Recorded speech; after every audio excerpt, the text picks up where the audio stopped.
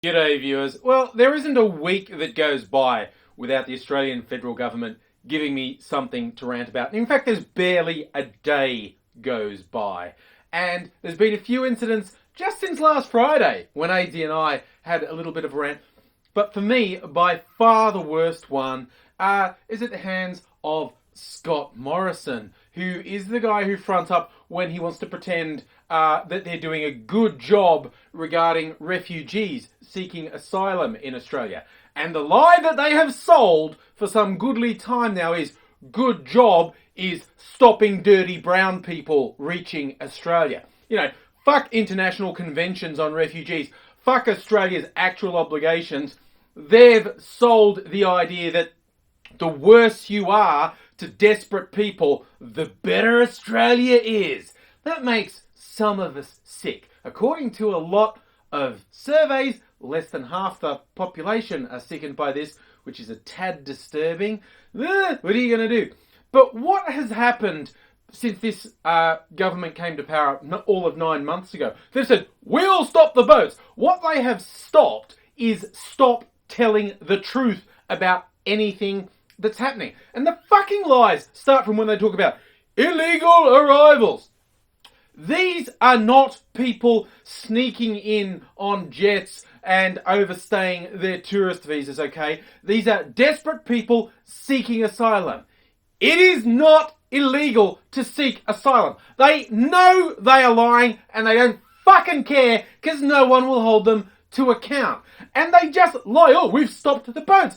They keep coming and they tow the boats back to Indonesia. It's like there is no limit to their lies, and it got really quite extreme in the last couple of days when there's at least 2 boats with hundreds of people, and Scott fucking Morrison fronts up to some journalists and they say, look, okay, we've heard about there's a boat that's got like 130 odd Tamils on it fleeing from Sri Lanka. What's the story there? And Scott Morrison actually has the hide to say, there's nothing happening. And they go, what do you mean? He goes, oh, if there was an incident that involved people's safety at sea, I would have told you. Because I haven't told you, it isn't happening. And this is to people who've actually had, direct radio contact with the boats. He's saying, nah, I said it's not happening, so it's not happening. You should just listen to that. It has gotten that bad. All politicians of all persuasions twist and turn and use weasel words and skirt around reality. But this has gone beyond that to just say, if I don't say it's happening, it's not happening. Just because you have evidence. People have seen them. But I say it's not happening. So it doesn't happen. It's just, I honestly have trouble computing how these people can actually function like this. How they can commit such evil. How they can consistently say the opposite of the truth and expect not to get smacked upside the fucking head for it. It's absolutely beyond me. Oh, and as I said, they've just reached the grand total of 9 months in power, and their popularity as a party and the Prime Minister's popularity has just nosedived in a way I've never seen before. Politicians usually get a honeymoon period. Everything they've done has been so fucked.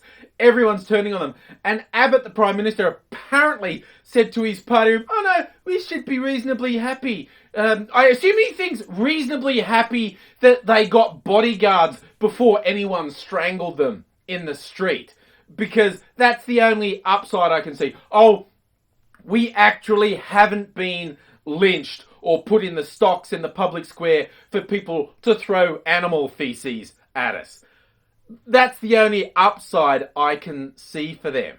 And some people wanted me to talk about another story, and it was a very bizarre one. A football player, a rugby league player in Australia, he'd had a troubled past. He'd been sacked from a couple of clubs. He's on his 3rd club who sacked him because a photo got circulated of him pissing in his own mouth. Instead, he's drunk and he's pissing in his own mouth. I'm not making that up.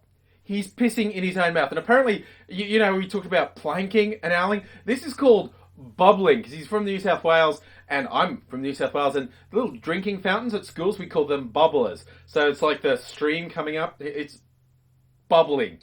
And there are horrifying reports of some people saying his sacking was unjust, and in support of him, they're taking photos of themselves bubbling.